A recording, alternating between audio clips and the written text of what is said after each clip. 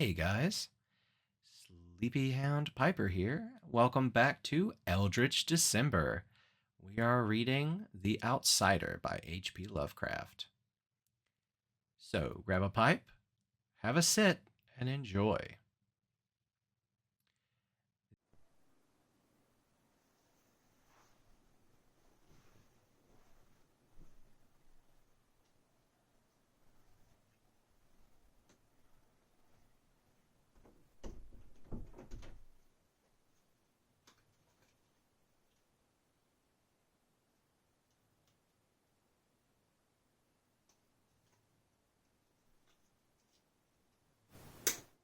That night, the bedding drinked of many a woe, and all his warrior guests with shade and form of witch and demon and large coffin worm were long being nightmared. Keats. Unhappy is he to whom the memories of childhood bring only fear and sadness. Wretched is he who looks down upon lone hours in vast and dismal chambers, with brown hangings and maddening rows of antique books, or upon odd watches the twilight groves of grotesque, gigantic, and vine-encumbered trees that silently wave twisted branches far aloft. Such a lot of God, such a lot the gods gave to me. To me, the dazed, the disappointed, the barren, the broken. And yet I am strangely content, and cling desperately to those sear memories, when my mind momentarily threatens to reach beyond to the other. I know not where I was born, save that the castle was infinitely old and infinitely horrible, full of dark passages and having high ceilings where the eye could only find cobwebs and shadows. The stones in the crumbling corridors seemed always hideously damp, and there was an accursed smell everywhere, as if the piled up corpses of dead generations. It was never light, so that I used to sometimes light candles and gaze steadily at them for relief. Nor was there any sun outside, since the terrible trees grew high above the topmost accessible tower. There was one dark tower which reached above the trees into the unknown outer sky, but that was partly ruined and could not be accessible save by a well nigh impossible climb to the sheer wall, stone by stone. I must have lived years in this place, but I cannot measure time. Beings must have cared for my needs, yet I cannot recall any person except myself, or anybody alive but the noiseless rats and bats and spiders. I think whoever nursed me must have shockingly aged, since my first conception of a living person was that of something mockingly like myself, yet distorted, shriveled, and decaying like the castle.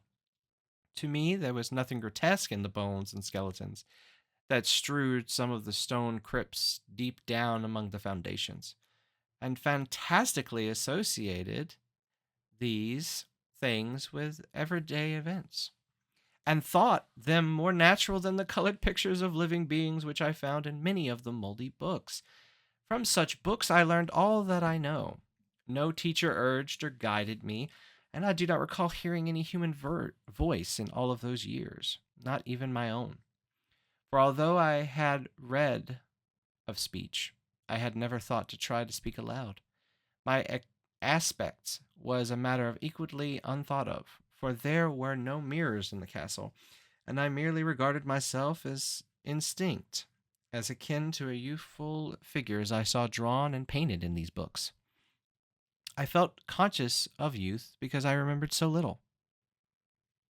Outside, across the putrid moat and under the dark mute trees, I would often lie and dream for hours about what I read in the books, and would longingly picture myself amid gay crowds in the sunny world beyond the endless forest. Once I tried to escape from the forest, but as I went further from the castle, the shade grew denser and the air more filled with brooding fear, so that I ran frantically back lest I lose my way in the labyrinth of nighted silence. So, though endless twilights I dreamed and waited, through though I knew not what I waited for. Then in the shadowy solitude my longing for light grew so frantic that I could no longer rest. and I lifted entreating hands to the single black ruined tower that reached above the forest in the unknown outer sky, and at last I resolved to scale that tower. Fall through I might, since it was better to glimpse the sky and perish than to live without ever beholding day. In the dank twilight, I climbed the worn and aged stone stairs till I reached the level where they ceased, and thereafter clung perilously to small footholds leading upward. Ghastly and terrible was that dead, stairless cylinder of rock, black, ruined, and deserted, and sinister with its startling bats, whose wings made no noise, and more ghastly and terrible still were the slowness of my progression.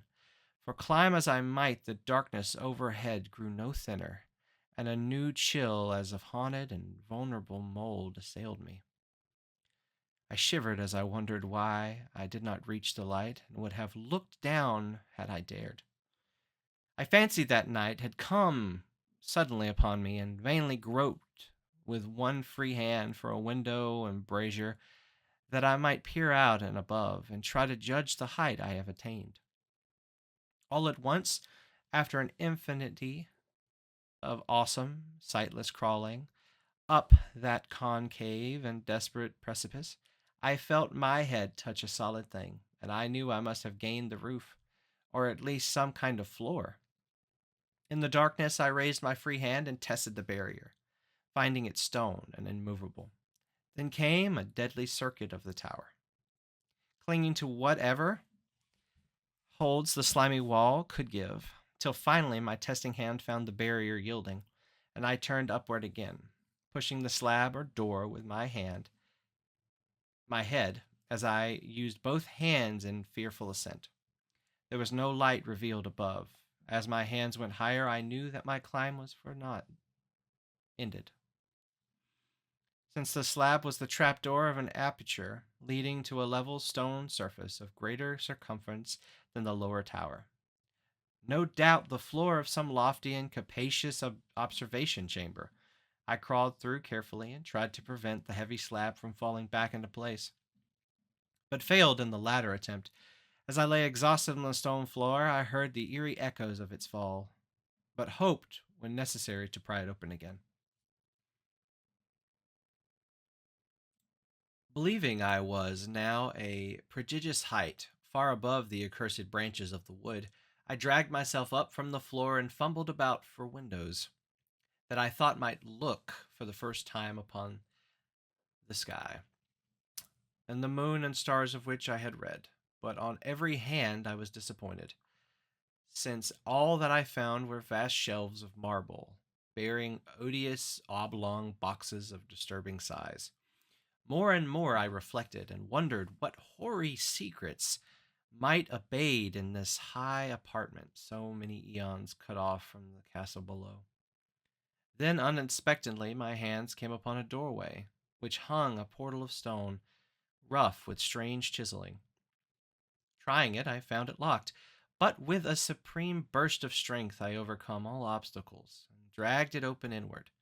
As I did so, there came to me the purest ecstasy I have ever known, for shining tranquility through an ornate grating of iron, and down a short stone pathway of steps ascended that ascended from the newly found doorway was the radiant full moon, which I had never before seen save in dreams, and in vague visions I dared not call memories. Fancying now that I had attained the very pinnacle of the castle, I commenced to rush up the few steps behind the door, but all of a sudden, veiling of the moon by cloud caused me to stumble, and I felt my very way more slowly in the dark. It was still very dark when I reached the grating, which I tried carefully and found unlocked, but which I did not open for fear of falling from the amazing height to which I had climbed. Then the moon came out. Most demoniological of all shocks is that of the abysmally unexpected and grotesquely unbelievable. Nothing I had before undergone could compare in terror with what I now saw, with the bizarre marvels the sight implied. The sight itself was as simple as it was stupefying, for it was merely this: instead of a dazing prospect of treetops seen from a lofty eminence, there stretched above me on level, through the grating, nothing less than solid ground, decked and diversified by marble slabs and columns, and overshadowed by an ancient stone church whose ruined spire gleamed spectacly in the moonlight. Half unconscious, I opened the grating and staggered out upon the white gravel path that stretched away in two directions. My mind, stunned and chaotic as it was, still held the frantic cravings for light, and not even the frantic wonder which had happened could change my course.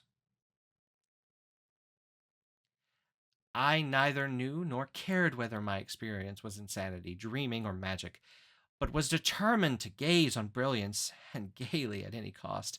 I knew not who I was, or what my surroundings might mean. Though as I continued to stumble along, I became conscious of the kind of fearsome latent memory that made my progression not wholly fortuitous. I passed under an arch out of the region of slabs and columns and wandered through the open country, sometimes following the visible road, sometimes leaving it curiously to tread across meadows where only occasional ruins bespoke the ancient presence of a forgotten road. Once I swam across a swift river where crumbling mossy masonry told of a bridge long vanished. Over 2 hours I must have traveled before I reached what seemed to be my goal: a venerable ivied castle in a thickly wooded park, maddeningly familiar, yet full of perplexing strangeness to me. I saw that the moat was filled in, that some of the well known towers were demolished, whilst new wings established to confuse the beholder. But what I observed with chief interest and delight were the open windows, gorgeously ablaze with light, and sending forth sound of the gayest revelry.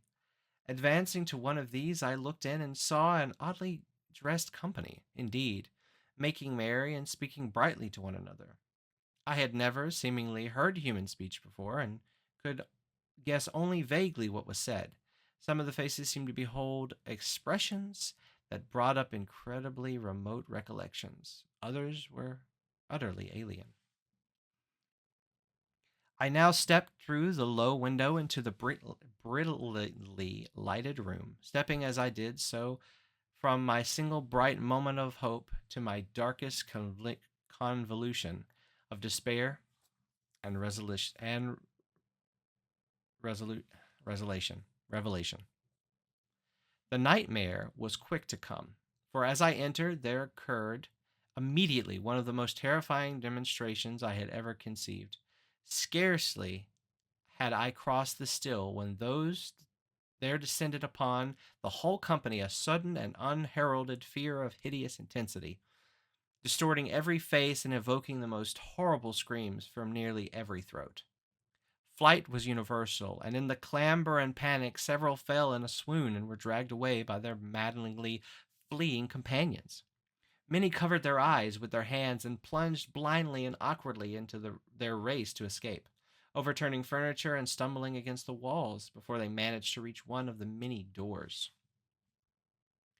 Cries were shocking, and as I stood in the brilliant apartment alone and dazed, listening to those vanishing echoes, I trembled at the thought of what might be lurking near me unseen. At a casual inspection, the room seemed deserted, but when I moved toward one of the alcoves, I thought I detected a presence there, a hint of motion behind the golden arched doorway leading to another and somewhat familiar room. As I approached the arch, I began to perceive the presence more clearly, and then, with the first and last sound I ever uttered, a ghastly ulceration that revolted me almost as pungently as the noxious cause, I beheld in full frightful vividness, the inconceivable, indescribable, and unmentionable monstrosity which had by its simple appearance changed a merry company to a herd of delirious fugitives. I could not even hint what it was like, for it was compound of all that was unclean, uncanny, unwelcome, abominable, and detestable. It was ghoulish shade of decay, antiquity, and dissolution, the putrid, dripping effluent of unwholesome revelation, the awful bearing of that which the merciful earth should always hide. God knows it was not of this world, or nor longer of this world. Yet to my horror I saw it in its eaten away and bone revealing outlines, a leering, abhorrent travesty on the human shape, and its moldy, deteriorating apparel an unspeakable quality that chilled me even more. I was almost paralyzed, but not too much so to make a feeble attempt toward flight. A backward stumble which failed to break the spell in which the nameless, voiceless monster held me. My eyes bewitched by the glassy orbs which stared lonesome into them, refusing to close. Though they were mercifully blurred and skewed the terrible object, but distinctly after the first shock. I tried to raise my hand to shut out the sight, yet so stunned were my nerves that my arm could not fully obey my will. The attempt, however, was enough to disturb my balance, so that I had to stagger forward several steps to avoid falling. As I did so, I became suddenly and agonizingly aware of the nearness of the Karen thing, whose hideous, hollow breathing I half frenzied fancied I could hear. Nearly mad, I found myself yet able to throw out a hand to ward off the foretold apparition which pressed so close. When when in one cataclysmic second of cosmic nightmarishness and hellish accident my fingers touched the rotting outstretched paw of a monster beneath the golden arch. I did not shriek, but all the fiendish ghouls that rid the night wind shrieked for me, as in the same second there crashed down upon my mind a single fleeting avalanche of soul annihilating memory. I knew in that second all that had been. I remembered beyond the frightful castle and the trees, and recognized the altered edifice in which I now stood. I recognized, most terrible of all, the unholy abomination that stood leering before me as I withdrew my sullied fingers from its own. But in cosmos there is balm as well as bitterness, and that balm is Neperin. In the supreme horror of that second, I forgot what had horrified me, and the burst of black memory vanished in a chaos of echoing images. In a dream, I fled from that haunted and accursed pile, ran swiftly and silently in the moonlight. When I returned to the courtyard place of marble and went down the steps, I found the stone trapdoor unmovable. But I was not sorry, for I had hated the antique castle and the trees. Now I rode with mocking and friendly ghouls on the night wind, and played by day amongst the catacombs of Nethirin Kai in the sealed and unknown valley of Hawthorne by the Nile.